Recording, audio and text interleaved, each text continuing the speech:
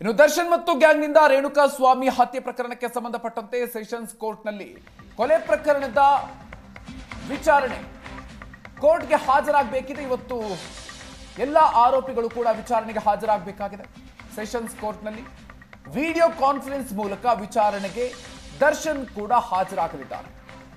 ಬೆಂಗಳೂರು ಜೈಲಿನಲ್ಲಿರುವ ಪವಿತ್ರ ಗೌಡ ಮತ್ತು ದರ್ಶನ್ ಗ್ಯಾಂಗ್ ಜಾಮೀನನ್ನ ಪಡೆದಿರುವಂತಹ ಆರೋಪಿಗಳು ಕೂಡ ಕೋರ್ಟ್ಗೆ ಹಾಜರಾಗಲಿದ್ದಾರೆ. ಇವತ್ತು ದರ್ಶನ್ಗೆ ಹಾಸಿಗೆ, ದಿಂಬು ಹಾಗೂ ಕನಿಷ್ಠ ಸೌಲಭ್ಯದ ಅರ್ಜಿ ವಿಚಾರಣೆ ಕೂಡ ಇದೆ.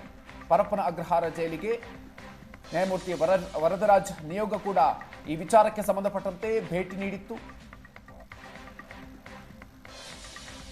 ದರ್ಶನ್ಗೆ ಕನಿಷ್ಠ ಸೌಲಭ್ಯಕ್ಕೆ ಸಂಬಂಧಪಟ್ಟಂತೆ ಕೋರ್ಟ್ಗೆ ವರದಿಯನ್ನು ಕೂಡ ಸಲ್ಲಿಕೆ ಮಾಡಲಾಗಿದೆ. ಜೈಲಾಧಿಕಾರಿಗಳ ವಿರುದ್ಧ ಆರೋಪವನ್ನು ಮಾಡಿದಂತಹ ಕಿಲ್ಲಿಂಗ್ ಸ್ಟಾರ್ ಕೋರ್ಟ್ ಆದೇಶವನ್ನ ಫಾಲೋ ಮಾಡ್ತಾ ಇಲ್ಲ ಅಂತ ಹೇಳಿ ದರ್ಶನ್ ಪರ ವಕೀಲರು ಆರೋಪವನ್ನು ಮಾಡಿದ್ರು. ಹೀಗಾಗಿ ಕಾರಾಗೃಹಕ್ಕೆ ಕಾನೂನು ಸೇವಾ ಪ್ರಾಧಿಕಾರದ ಸದಸ್ಯರು ಭೇಟಿ ನೀಡಿದ್ರು.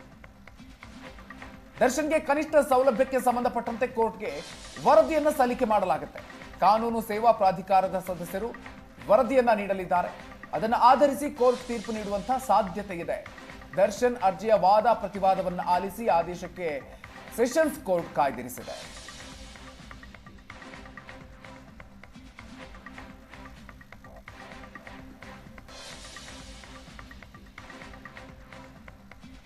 ರೇಣುಕಾ ಸ್ವಾಮಿ ಕೊಲೆ ಪ್ರಕರಣಕ್ಕೆ ಸಂಬಂಧಪಟ್ಟಂತೆ ಇವತ್ತು ಕೋರ್ಟ್ಗೆ ಎಲ್ಲ ಆರೋಪಿಗಳು ಕೂಡ ಹಾಜರಾಗಲಿದ್ದಾರೆ. ವಿಡಿಯೋ ಕಾನ್ಫರೆನ್ಸ್ ಮೂಲಕ ವಿಚಾರಣೆಗೆ ನಟ ದರ್ಶನ್ ಕೂಡ ಹಾಜರಾಗಲಿದ್ದಾರೆ.